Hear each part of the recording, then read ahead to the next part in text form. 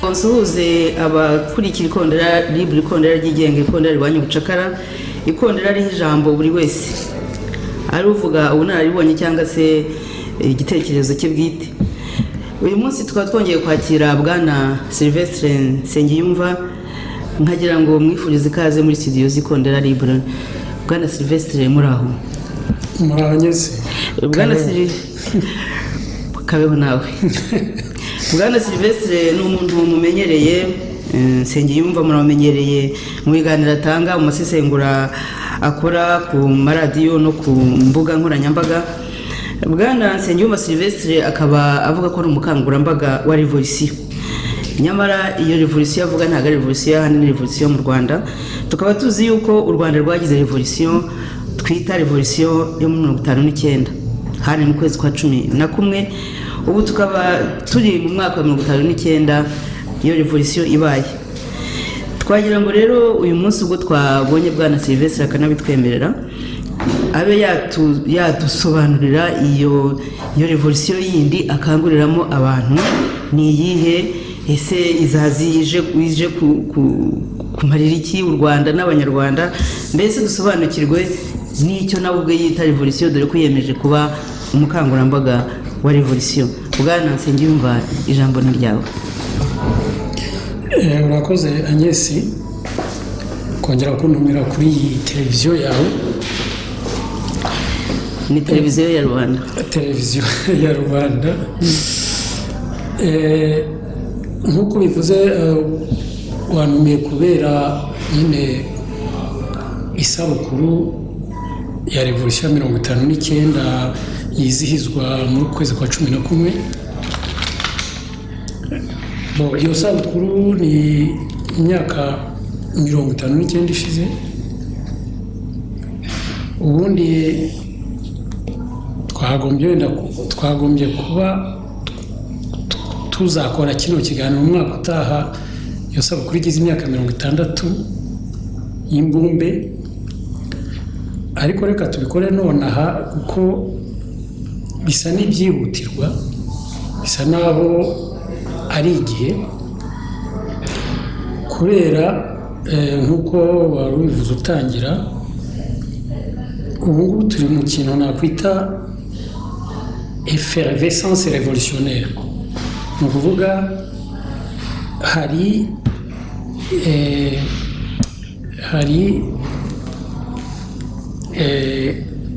hashize amezi, dayo yagiye gushira nk'imyaka 2 ubona bishyushye,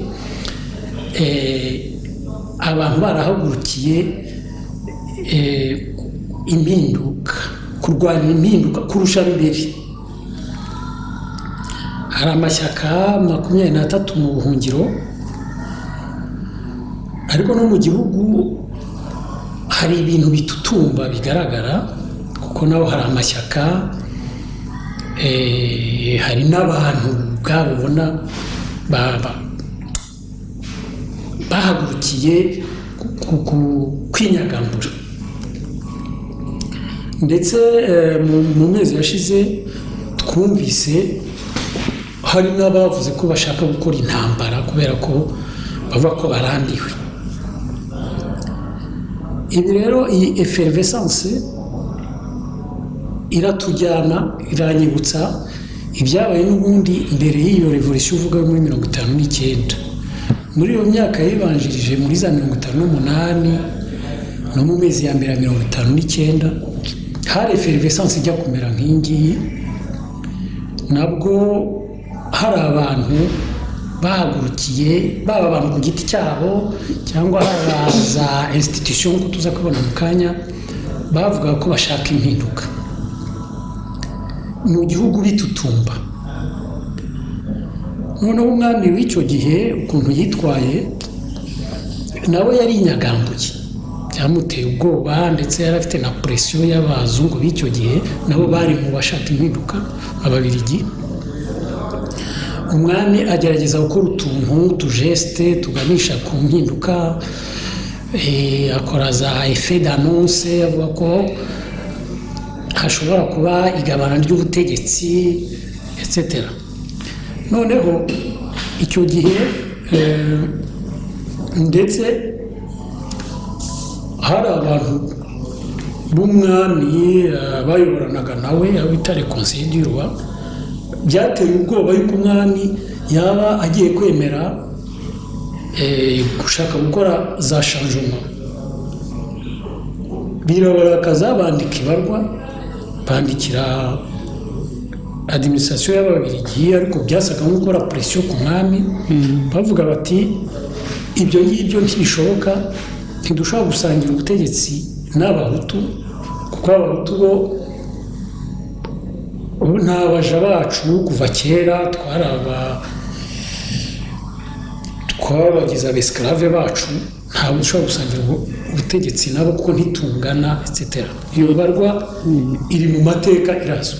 Ngo hari naho niba wenda ari ibarwa imwe bavuga ko ngo bazabereka Kanyarwanda, bavuga yuko yabyaye Gahutu na Gatutsi. Ye nimukomeze. Bashobora kuba n'ibyo birimo muri iyo barwa. Bisa rero n'ibyungu, kuko na uyu mwami mushya w'u Rwanda nyine Perezida Kagame, nawe bisa naho nawe yumvise ko hari itutumba rya revolution abibona, ku buryo muri iyi minsi nawe ubona asa n'uri gukora ibintu nk'ibyo uwo mwami yakoraga icyo gihe. Nawe ejo bundi twagiye tubona afunguye imfungwa 2,200, ndetse afunguramo imfungwa za politike eshatu, Ingabire, Kizito na Diane Rwigara. Arangije akora discours tutari twarigeze tumwumvaho mbere, avuga ko we na leta ye bagiye kwisuzuma, ngo bakareba n'ukuntu bakwikosora imikorere bari bafite, ngo ndetse bagatega amatwi abandi bantu bafite ibyo bavuga bitari nk'ibyabo. Nk'uko byagendekeye umwami icyo gihe, Kagame avuze ibyo, afunguye n'abariya, hahise haboneka abantu bo mu kazu ke, nabo byateye ubwoba yuko Kagame yakwitabira izo mpinduka, kubera ko ntibifuza kuva ku meza. Nabo barahaguruka. Ubwo ushaka kuvuga abandi? Ubwo twabonye nko mu kinyamakuru kibogamiye kuri leta cyitwa Igihe, ndetse n'ikinyamakuru kindi cyitwa Rushyashya n'izindi za media, ariko abo nibuka cyane n'uwitwa Tom Ndahiro, uzwi cyane ko ari umuntu wo mu kazu, kandi nakwita umumotsi w'agatsiko. Yahise yandika avuga ko atumva ukuntu Ingabire yafungurwa, umuntu w'umujenosideri ufite ingengabitekerezo yuko, kuko ndetse yuko yajya no mu butegetsi, ko ibyo bintu bidashoboka n'iki byose, kuko dukurikije imyitwarire ya Perezida Kagame na discours n'ibintu wabonaga akora, byagaragara ko bisa naho hari abantu bamwe na bamwe bo muri opposition, duhereye kuri Ingabire n'abandi, ashobora kuzashyira mu butegetsi. Ibyo rero abo bamutsi be nyine barayajisa nk'abamutsi b'ibwami, ndetse bisa n'ibimukonjesheje gatoya.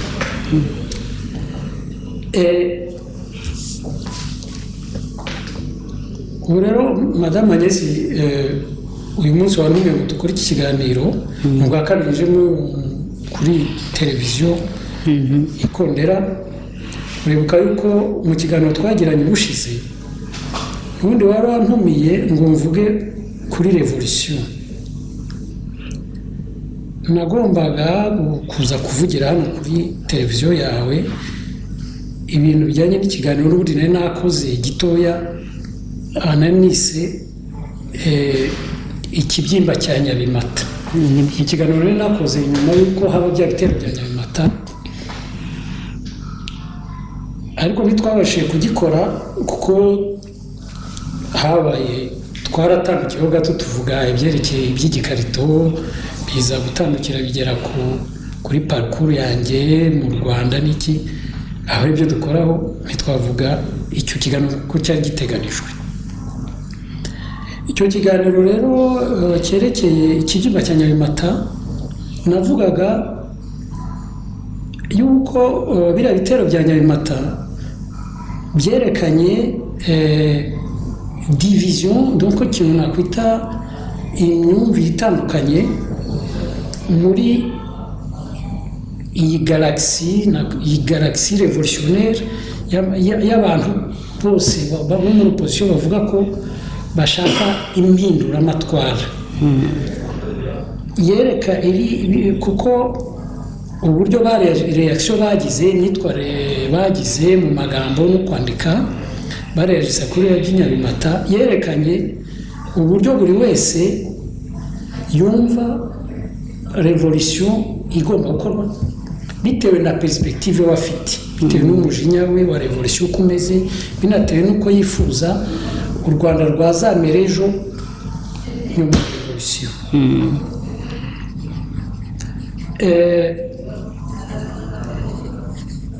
Icyo gihe rero byagaragaye yuko hari abantu, hari abifuza icyo nakwita revolution de palais, kuvuga muri sociologie de revolution babyita inversion révolutionnaire. Ni ukuvuga baranabyerekanye, bavuga ko icyo bifuza ari uko perezida yavaho kuko ababangamiye wenda n'akazu ke bikagarukira aho ngaho.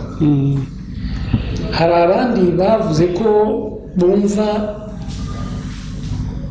hahinduka sisitemu yose y'inkotanyi, sisitemu politike y'inkotanyi. Hari n'abandi bumvaga bavuga ko bikwiye gushwanyuka byose, abanyarwanda bakicara bakumvikana ku byakurikiraho. Ibyo bintu rero muri revolution tuvuga ya 59 nabwo byabayeho. Icyo gihe nabwo muri iyo galaxie effervescence revolutionnaire navuze yabaye muri za 58 59, nabwo hari imyumvire nk'iyo ngiye itandukanye mu bo nakwita les acteurs révolutionnaires b'icyo gihe, nk'uko n'ubu ngubu hari des acteurs révolutionnaires. Les acteurs révolutionnaires, iyo mvuze les acteurs révolutionnaires bashaka kuvuga abantu cyangwa za institution zifuza kugira uruhare muri revolution kubera ko babifitemo inyungu. Nk'ubu muri iki gihe kugira ngo ntangurire abantu bumve icyo nshaka kuvuga, les acteurs individuels, abantu ku giti cyabo nabo nakwita abalideri ba revolution bigaragaje. Tutange nk'urugero, hari abayobozi b'amashyaka, nk'abo abazwi bakomeye, hari nka Nyamwasa muri RNC, hari nka Twagiramungu muri indi shyaka ntazi, hari abo muri hari Ingabire Victoire, hari Rudasingwa, hari Sankara, hari n'abandi. Abo ni les acteurs individuels. Buri wese afite perspective ye bitewe n'uko ababaye n'ukuntu yumva revolution yabo. Ubwo ni perspective y'ishyaka ahagarariye, y'ishyaka cyangwa se individuellement uko we abibona. Noneho hakaba na les acteurs institutionnels nabo barahari ubu ngubu, bavuga berekanye ko bashaka yuko ubutegetsi mu Rwanda buhinduka. imiryango yindi nuko hari nka leta ya Uganda kuki ishaka ko mu Rwanda hasi ibintu bihinduka bagaragaje yuko leta y'u Rwanda uko iriho ubu ngubu ingoma iriho ubu ngubu ubwo turaza kureba ingoma icyo ari cyo ibangamiye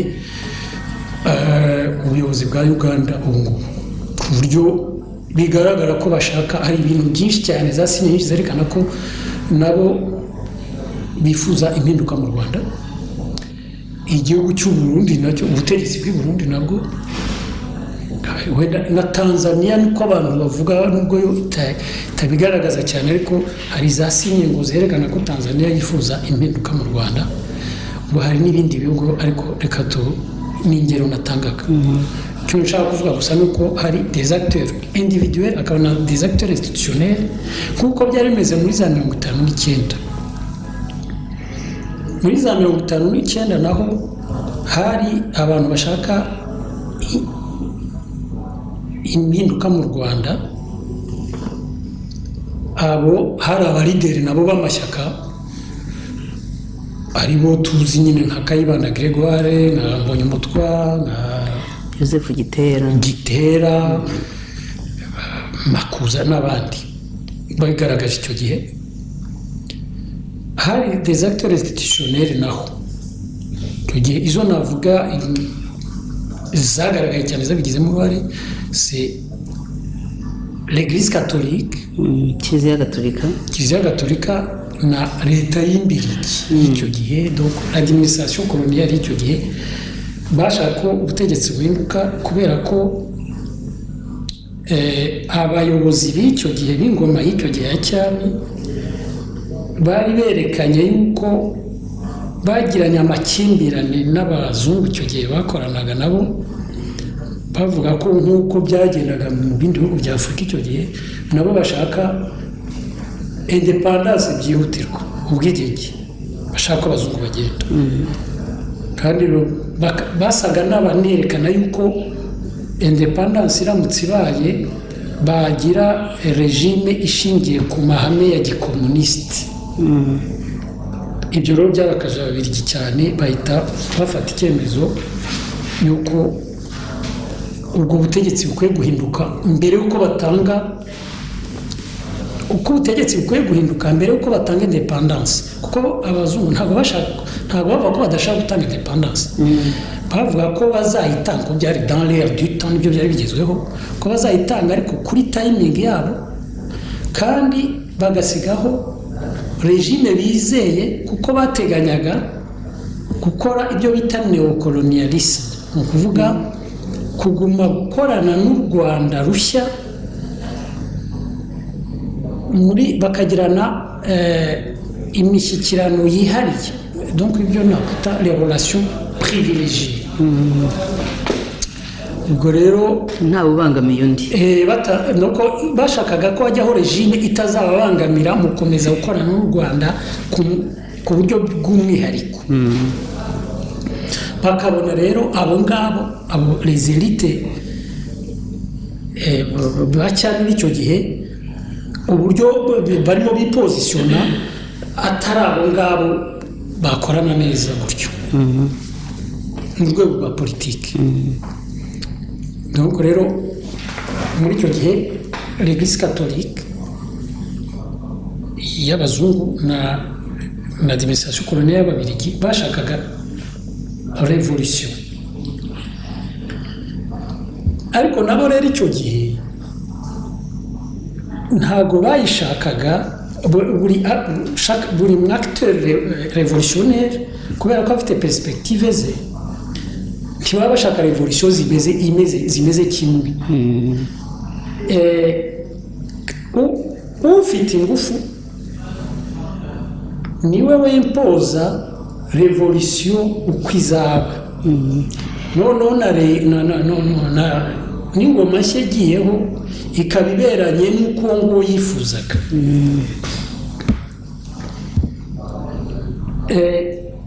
Hano rero ifu ko tubanza tukumvikana revolution icyo ari cyo. Rwose nari ngiye kukubwira dusobanurire abantu bamenye icyo wita revolution. Icyo nita revolution wenda kugira kuko ntabwo nirwa njya muri théorie cyane ko hariho théorie scientifique ya révolution ariko mbese il y a une sociologie des révolutions ariko sinirwa mbijyamo cyane ko hano mfite traduction y'iryo jambo mu kinyarwanda mbona ihagije mu kinyarwanda revolution bayita impinduramatwara indahera rero kuri iyo ngiyo kugira ngo mbisobanure mu magambo make revolution icyo ari cyo donc impinduramatwara ni ukuvuga guhindura amatwara guhindura byo nyine saba tuzi icyo ari cyo amatwara rero hano baba bashaka kuvuga iki muri iri jambo amatwara ndabonamo intuza amagambo abiri harimo gutwara ni ukuvuga kuyobora umutware nyine umutegetsi gutegeka kuyobora kugira ngo atwara aha n'aha hakabamo kwitwara ni ukuvuga mbese so comporter to behave ukuntu umuntu yitwara mbese imyitwarire aha rero bavuga impinduramatwara baba bashaka kuvuga guhindura uburyo igihugu gitwawe ngo gitegetswe kiyobowe n'uburyo abenegihugu bitwaye uburyo igihugu kiyobowe n'uburyo abenegihugu bitwaye ibyombi nibyo bita ingoma mu kinyarwanda mu gifaransa twabyita muri vocabulaire ya révolution babyita régime sociétal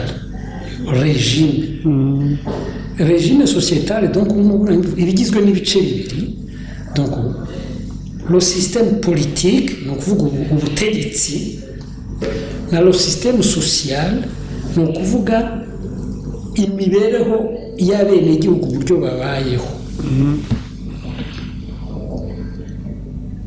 uburyo babana uburyo bahahirana uburyo babayeho donc ubwo rero muri make le système politique nyidefinisha gutya navuga yuko ari ubutegetsi donc bushingiye donc kuri perezida cyangwa umwami na leta ye gouvernement administration kongeraho inteko ishinga amategeko kongeraho ingabo na système judiciaire tout ça ibyo ni byo ubutegetsi noneho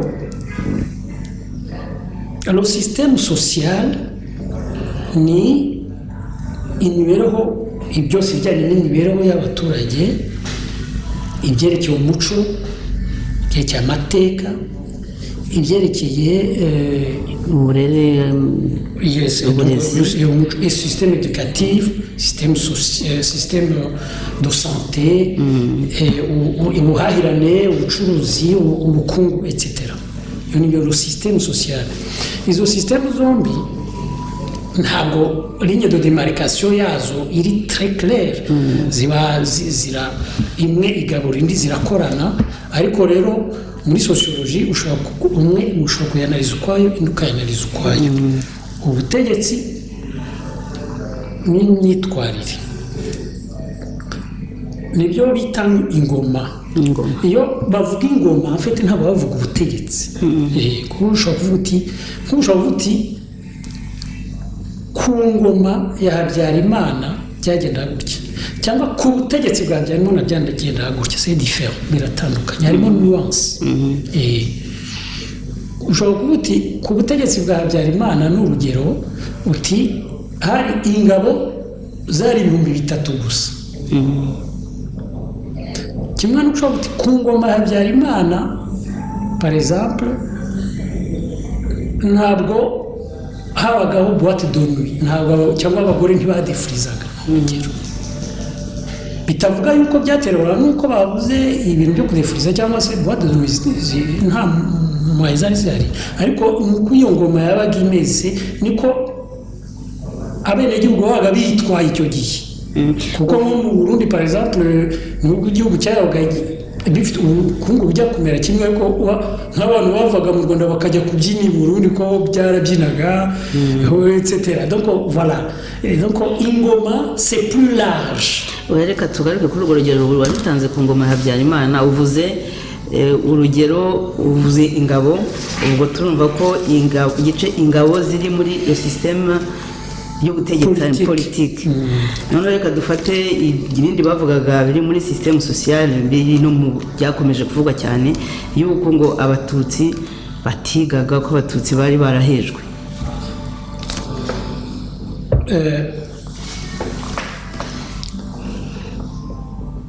Ubwo wenda utumye nihuta ariko nakugeraho, ariko reka tubivuge. Uretse ko wareka tukaza kugeraho mu kanya turabikomeza kuko byanyambura ariko ndabivuga. Ahangaha rero nyine navugaga yuko ingoma ni icyo ngicyo, ni do système. Bon, ku revolutiona rero, kugira ngo ukore revolution, impinduramatwara, ushobora guhindura gake cyangwa ugahindura ibigeranije cyangwa ugahindura byose.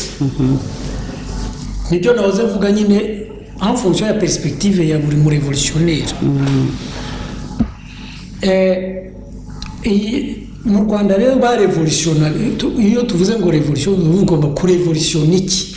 Ingoma. En fait ingoma yashinze u Rwanda moderne, ni ingoma y'Abanyiginya, ingoma bitaga Nyiginya, ariyo yashinze u Rwanda. Ikaba yari ingoma mbi. Turaza kureba impamvu yari ingoma mbi. Niyo rero yagomba kuba revolutione tôt ou tard, kubera ko yari mbi. Wahita tubwira ububi bwayo? Ububi bwayo, iyi ngoma yari ingoma Abanyiginya bamaze kwishinga, bayiha inkingi mbi eshatu nibura navuga. Inkingi mbi ya mbere yari ingoma ishingiye ku byo bita supremacisme racial, donc ivangura ry'amoko. Ngo kuri iyo ngoma, iyo abana batatu bavukiraga, tuvuga umunsi umwe bavutse, umwe ari umuhutu, undi ari umutwa, undi ari umututsi, bavukaga dejo uwo munsi bavutse bakavuka batangana, badafite uburenganzira bumwe, bishingiye ku bwoko bwabo. Ibyo bikazabakukirana kuzageza igihe bazasazira, byaba mu kazi bazakora, byaba uburyo leta izabatreta. Voilà.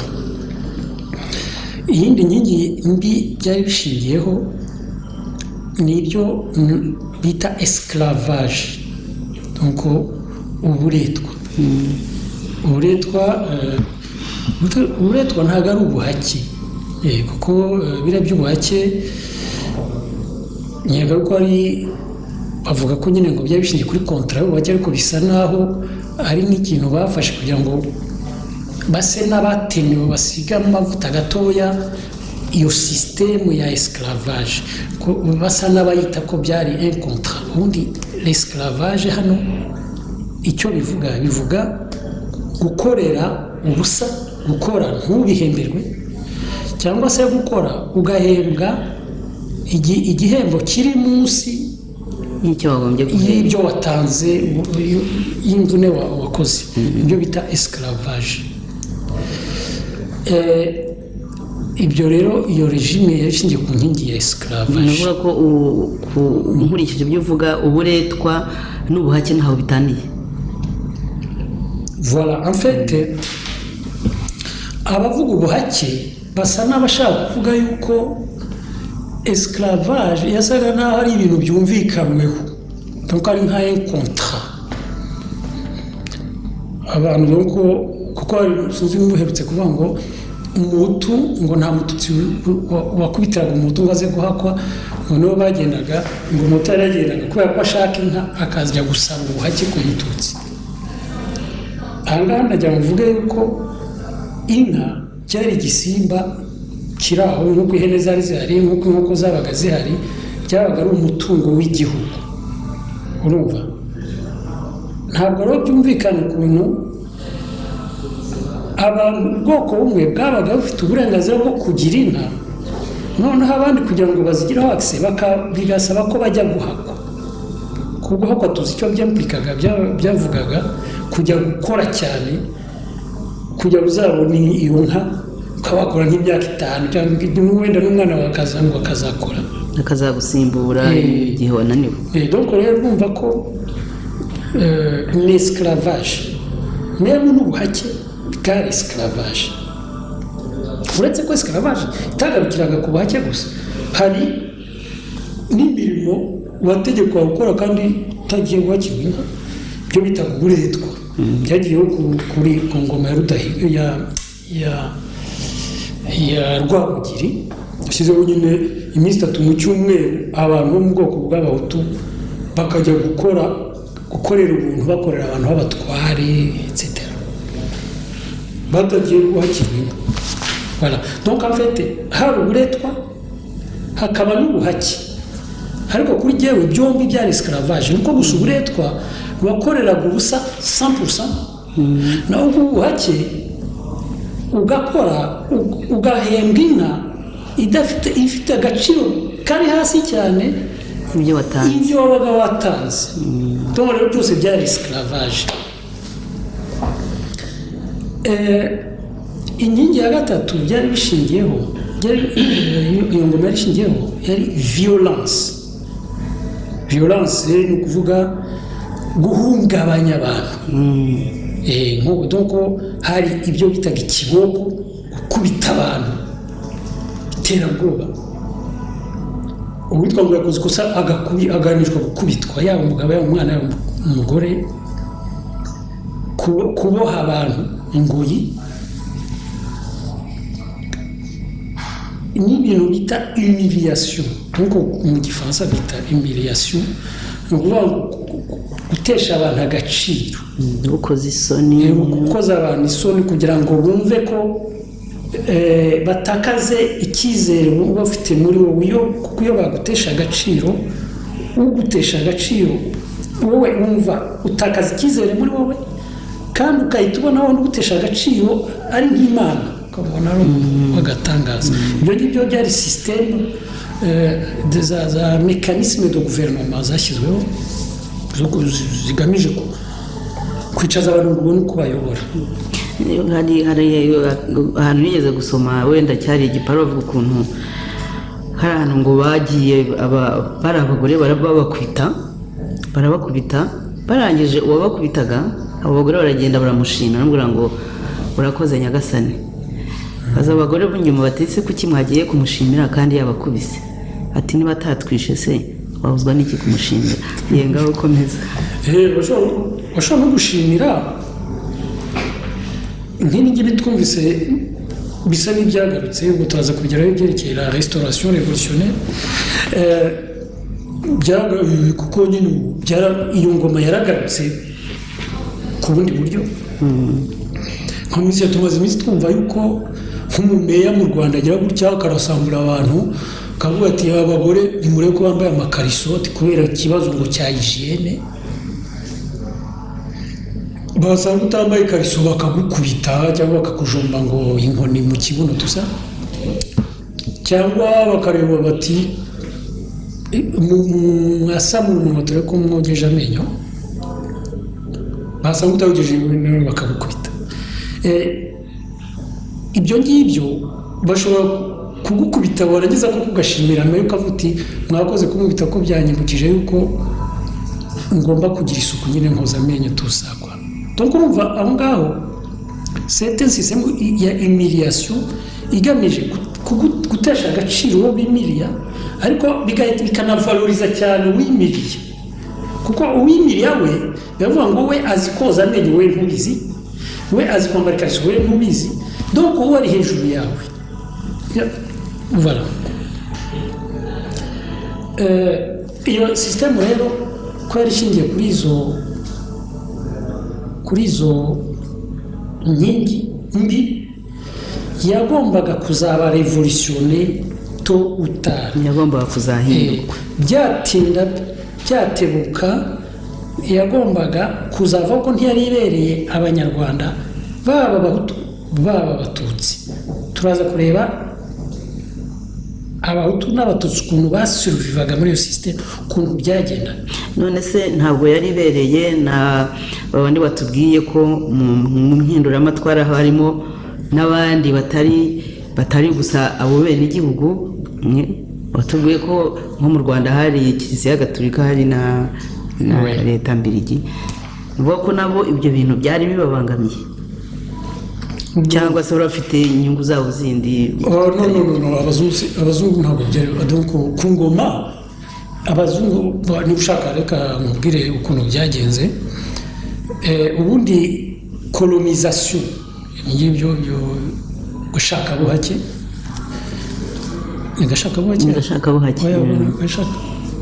na colonisation, c'est niko babitaga bagashaka buhake. Byose colonisation abantu bose bazi icyo ari cyo. Abazungu baza gukoloniza Afurika, ubundi ukuntu byagendaga mu Rwanda byabaye ikintu cyihariye, ariko ubundi ukuntu byagendaga harabanzaga hakaza abapadiri bazanye Eglise Catholique, bazanye ijambo ry'Imana. Urumva, bakavuga ko bazanye ijambo ry'Imana, ariko bakanavuga ko baje gusiviliza. Urumva, gusiviliza ni iki rero? Gusirimura ku bantu bakaba gusiviliza ni guhindura système social, guhindura uburyo abantu bitwaye, uburyo abenegihugu bitwaye. Oui, c'est ça. Donc Église catholique yarazaga ikinvestisa le système social, donc ikaza ikavuga iti umuco wanyu, umuco wa gipagani tak mubishyariye, les valeurs zose zishingiye kuri umuco wa kera bamuzishyariye. Bati ibi bimana byanyu mwasengaga, ibimandwa n'ibiki byose tak tubazanira ijambo ry'Imana, Imana yitwa Yezu nziza kwa. Noneho bakanazana kwa amajyambere les conditions de vie. Donc bazanye ibintu byo kuvura bishya. Donc la médecine traditionnelle ni primitive, bati mwigizeyo kuvura bya gihanga. Bakazana ibyo kuvura, bakazana ibitaro, bakazana tuza, bakazana amashuri gusiviliza, donc kwigisha gusoma, kwandika, kwigisha ururimi rushya rwabo. Ibyo byose bakabizana. Donc nahoze mvuga haruguru système social, bubaka investisa le système social, noneho bikanabaperimeta kumenya iyo société uko ifunctiona, kugira ngo kuko babaga bategura abakolo bazaza nyuma, les administrateurs bazaza bo bagomba kuza kuinvestisa le système politique, kuza gutegeka. Bakaza bo ari abashinzwe iby'ubutegetsi, ariko abashinzwe ibya rubanda aribo ya Eglise ikakontorora ibyo bikaba ari umwihariko wabo. Noneho les administrateurs bo bagashyiraho ubutegetsi, etc. Nuko byari bimeze mu Rwanda. Ukuntu byagenze, kugira ngo usubize ikibazo warubajije, bo baraje bahajya, abapadiri baraje nabo baza mbere, b'investisa le système social, barayireba. Noneho abakolo baje kuko kuinvestisa système politique, abapadiri bavuga bati mwebwe ntimwivune, mwirukana bariya, bati iyi système musanzeho y'ubwami nyine imeze neza, iratubereye, ni mwebwe nimukorane nabo.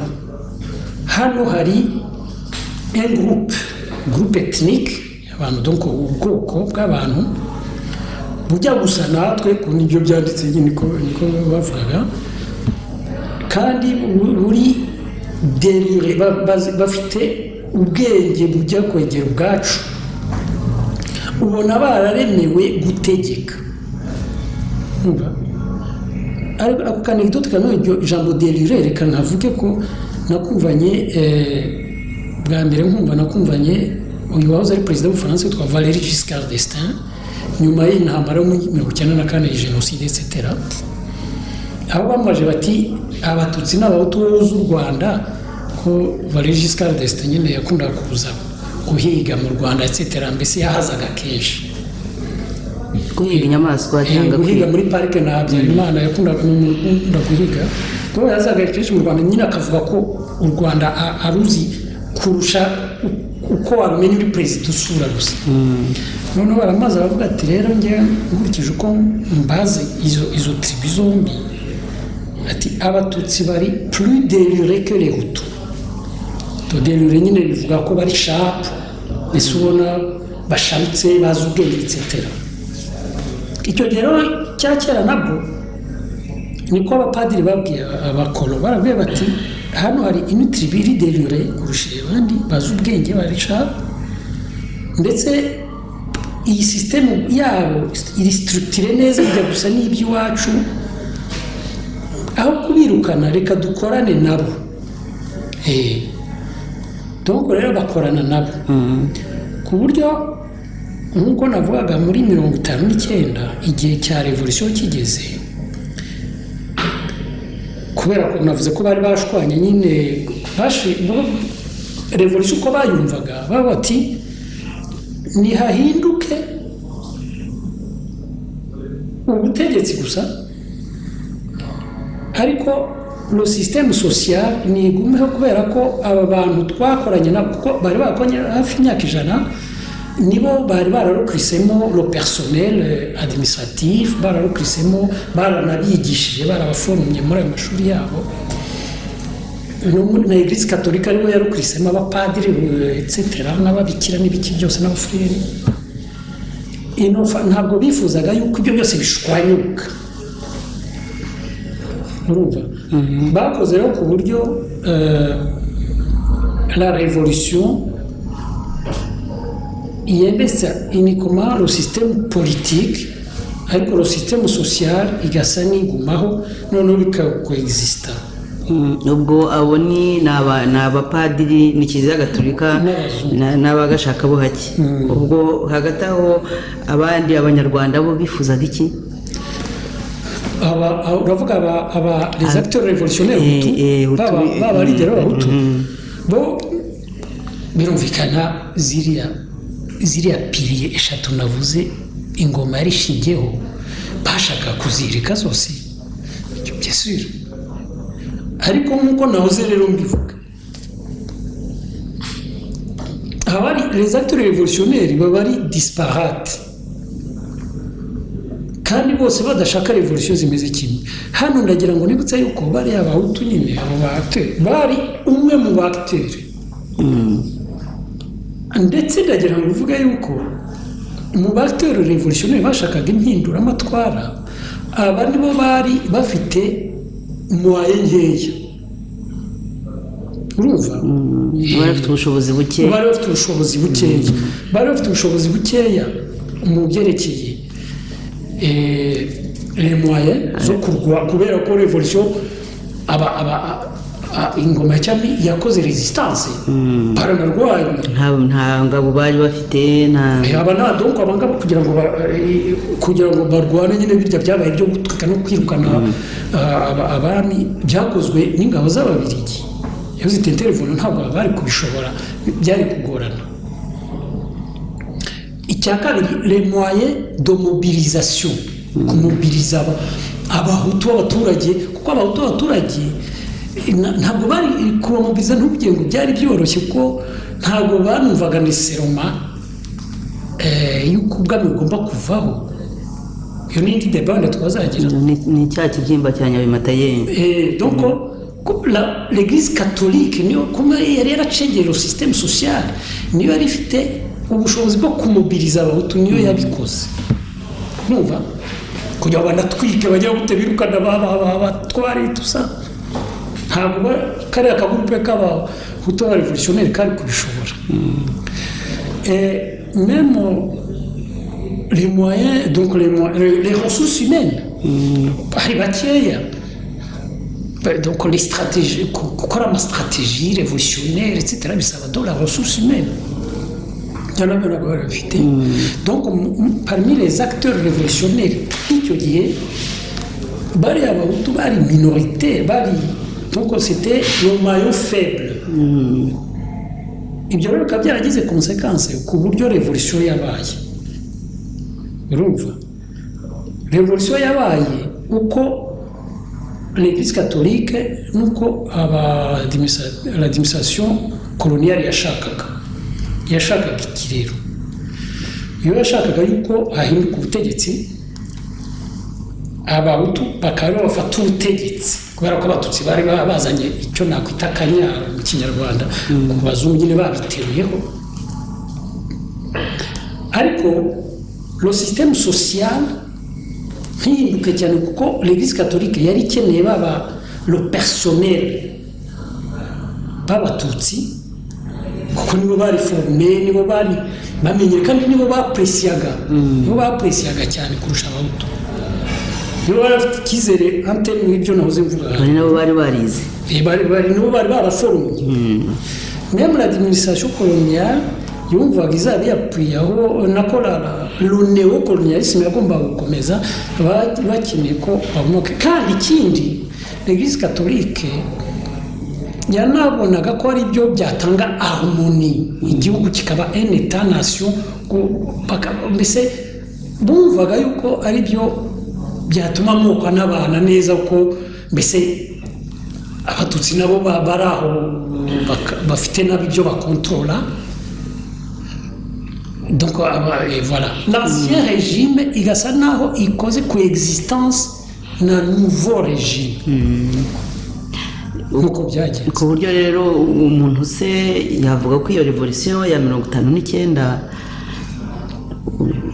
yarabaye ku buryo busesuye no ntabwo nyine yabaye ku buryo busesuye kubera ko habaye révolution politique donc le système social ntabwo yabaye révolutionné yagumye en fait mu by'ukuri système social ukuntu byageze afite habaye nk'ubwumvikane butanditse ibyo nakwita entente tacite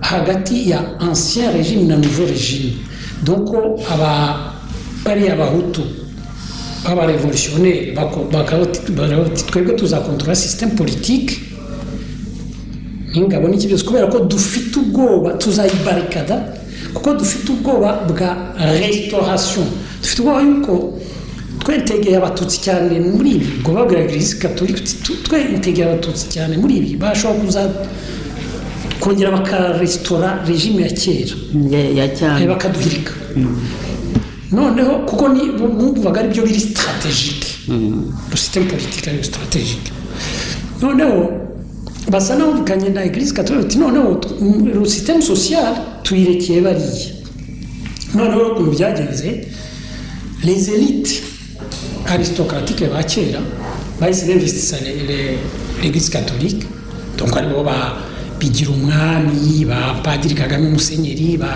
n'abandi bapadiri benshi cyane b'abatutsi ababikira abafureri iki byose ku buryo l'Eglise Catholique yahise iba contrôlée par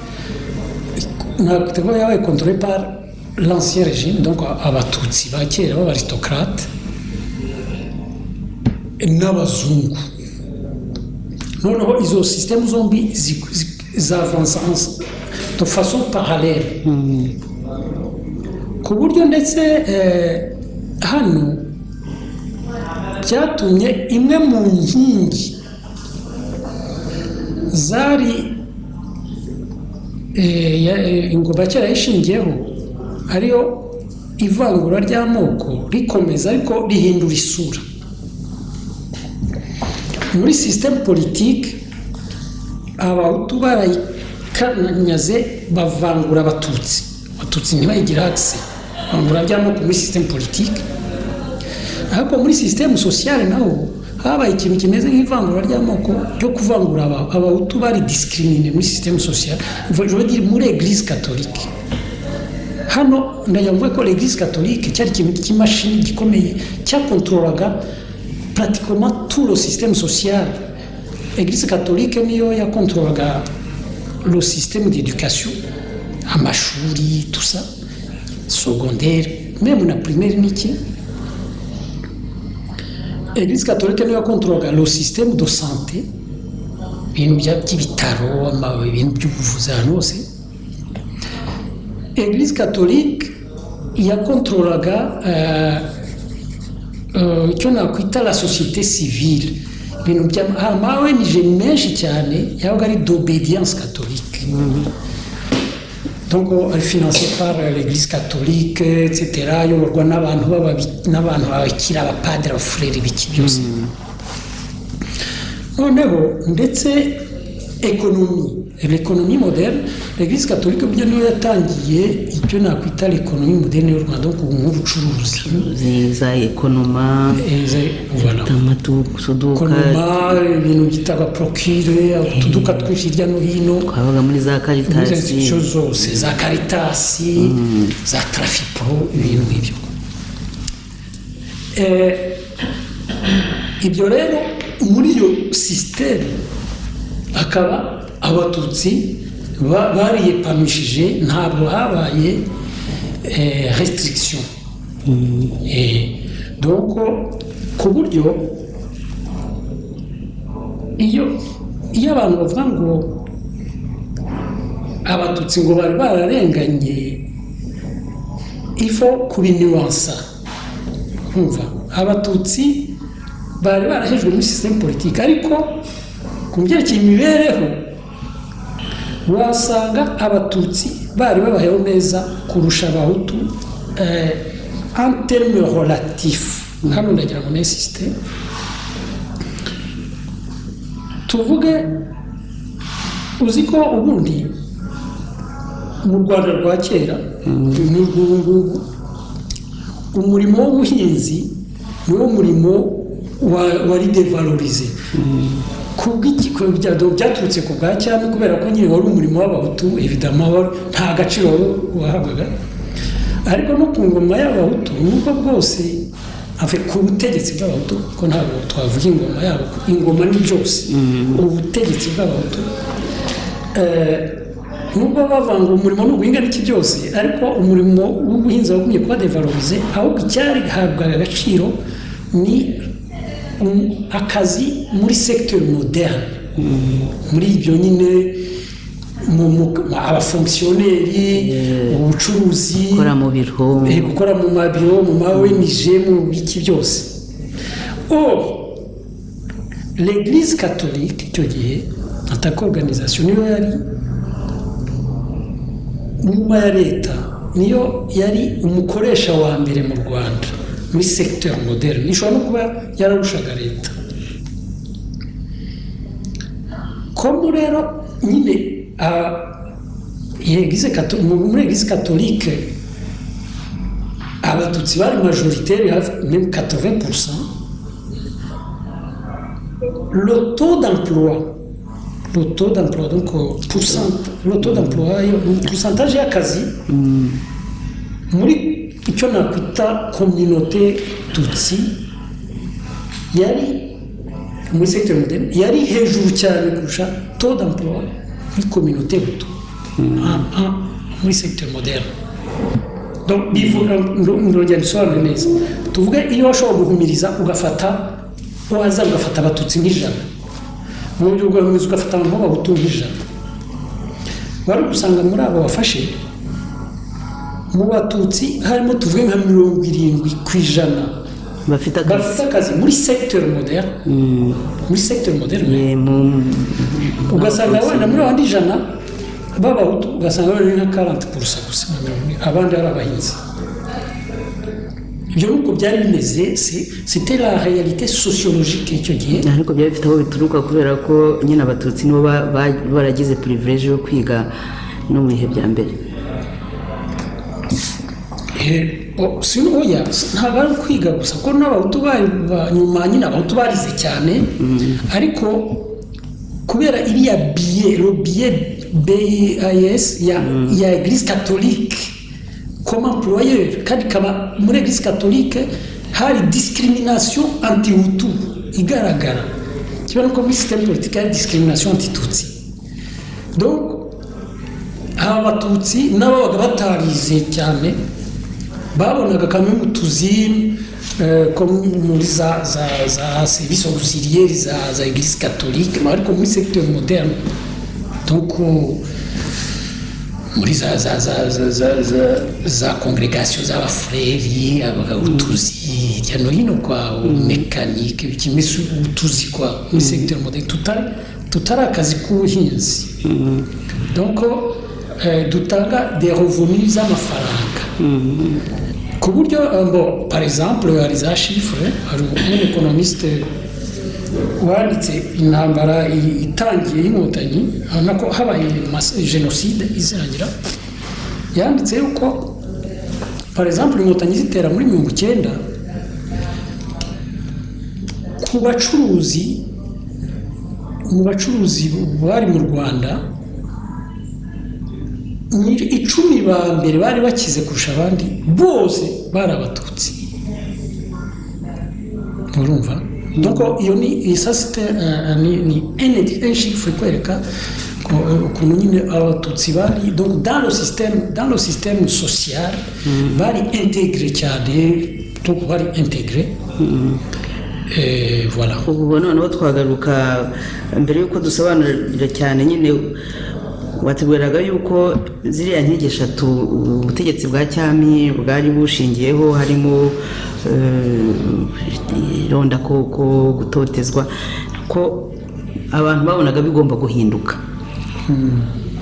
byarahindutse oya kandi justement ntabwo byahindutse nari ndimubwiye ko nk'iyo nkingi y'ironda koko yarakomeje gusa ihindura isura nk'uko nari mbivuze ariko kamemo ikiboko cyavuyeho uburetwa bwavuyeho hari ibintu kamemo byahindutse gusa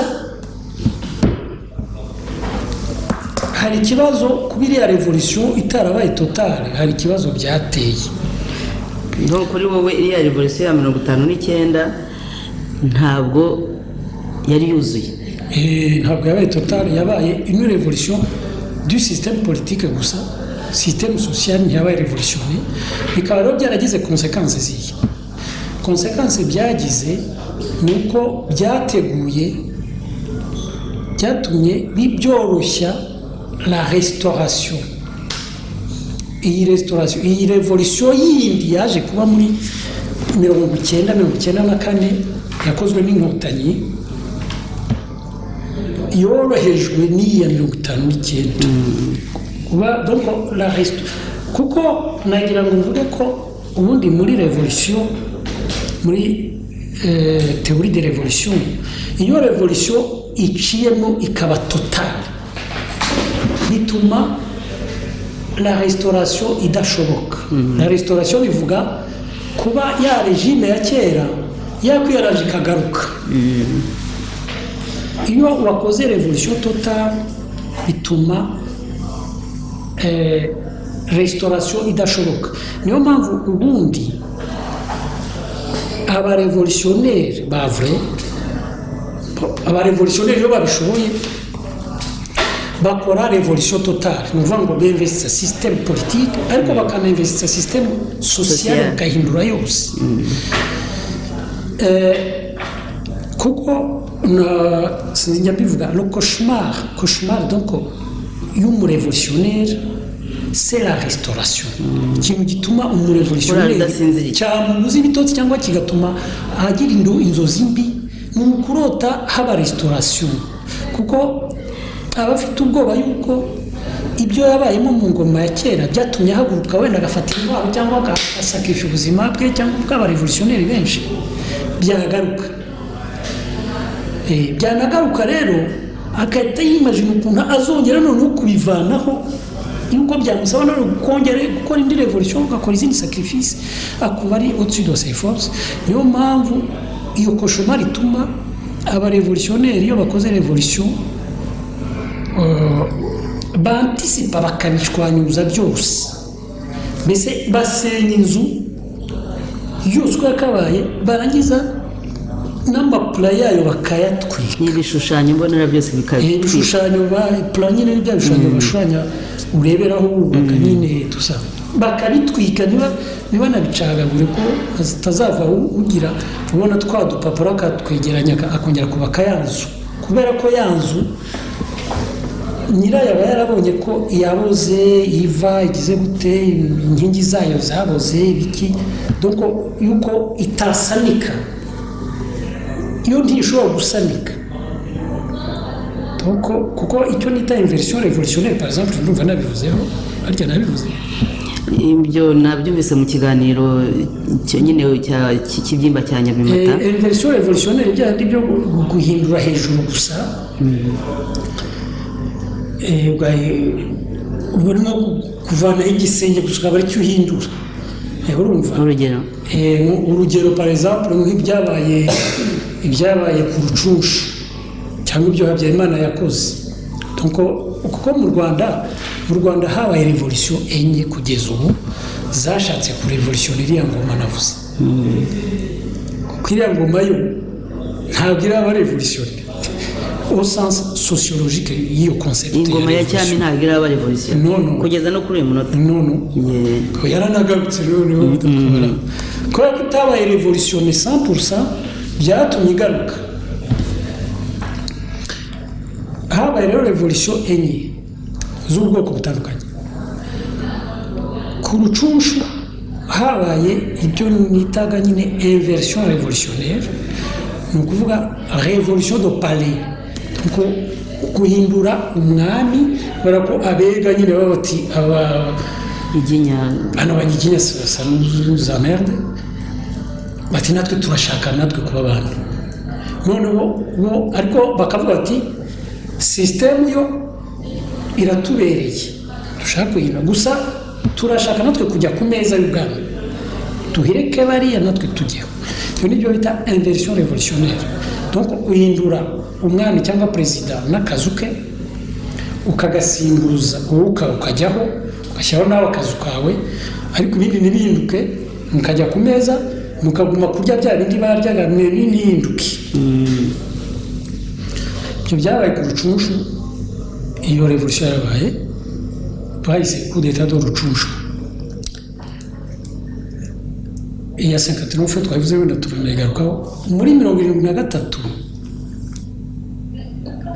habaye indi revolution yakozwe na Habyarimana nyine le général major nayo yari inversion revolutionnaire donc yaravuze ati avanaho Kayibanda n'akazu ka Kayibanda ashyiraho wajyaho ashyiraho ake kazu ntiyagira ikindi ahindura yavuze ko muri disikuru yavuze ko akoze revolution morale sinzi icyo bivuga ariko yashaka kuvuga yavuze muri disikuru yavuze ko aje kuvanaho ngo ivangura ry'amoko bivuga ngo ntiryari ryaravuye ku bwa Kayibanda kandi kuko ibyo avuga byari byo uretse ko atarivanyeho bivamo noneho akavuga ko aje no kuvanaho ivangura ry'akarere ry'uturere nabyo byari byo ariko ntiyarivanyeho donc habaye inversion revolutionnaire izo ni ebyiri iya gatatu niyo muri 59 twarimo tuvugaho iya kane rero ni iyi Inkotanyi zakoze yo iri kuba totale donc révolution totale au sens sociologique du concept nkuko baraje bica Habyarimana donc bahera ku mutwe wa système politique barawumena noneho babica n'abandi tusaba bahindura système politique yose bahindura ingabo zisimbuza izindi izabo tusa noneho barangije batangira un travail méthodique kuko muri révolution système politique yo ihindurwa sur le court terme vuba birihuta ariko le système social ni akazi gasaba igihe kuko nko guhindura umuco w'abantu c'est du boulot ni akazi bisaba Inkotanyi rero zo ntabwo zishimiye guhindura système politique gusa zafashe icyemezo kugira ngo hataba risque ya restauration kugira ngo ubutegetsi bwaho tutazava bwongera bukaba bwanagaruka zitangira un travail yo guhindura le système social. bivuga ko nka biriya bakoze byo guhindura indirimbo yubahiriza igihugu, ibendera, amazina inyito z'amakomi, ibyahoze ari amakomine byose. Ça fait partie justement du travail yo guhindura système social. Même umuco ugahinduka ibirangamuco biranga donc byose bigahinduka. Le système économique par exemple ukuntu bahise bamena église catholique barayimena kuko bazi nyine le rôle yayo muri système social. Nyamara ariko wenda mu byatumye revolution yabo yoroha. Oui, révolution yabo ahangaha c'est un peu complexe ariko ndabisobanura. En fait yorohejwe n'iki cyo babaga buti hari ibintu byatumye revolution y'inkotanyi yo yaraboroheye. kuba revolution mu 1959 itarabaye totale igahindura système politique gusa, le système social igakomeza ikaba contrôlé par abantu bo muri regime ya kera y'ubwami plus abazungu. byoroheje la restauration yaje kuba nyuma. Iriya revolution y'inkotanyi yorohejwe cyane n'abiriya kubera iki? Byaragaragaye yuko par exemple les élites bo muri système ya kera ya cyami bahungiye mu bihugu twari duturanye babashije kubaka rapport de force mu bihugu barimo kubera ko leta regime nshya itigeze igerageza kujya kubahungabanya aho bari nk'uko inkotanyi zose zikora ubu. Kandi kugumana ikintu cya contact les élites bene wabo basigaye bakontorolaga le système social, haba ikintu cya synergie hagati yabo, baguma barakorana. Ntabwo mvuga ko bakoraga des complots ariko mbese ubuhahirane iki byose biraguma biragira. Kandi le régime, le système politique abahutu bakontorolaga ntiyashyiraho amananiza kuri ibyo. Donc biraguma biratuna ku buryo ndetse inkotanyi zitera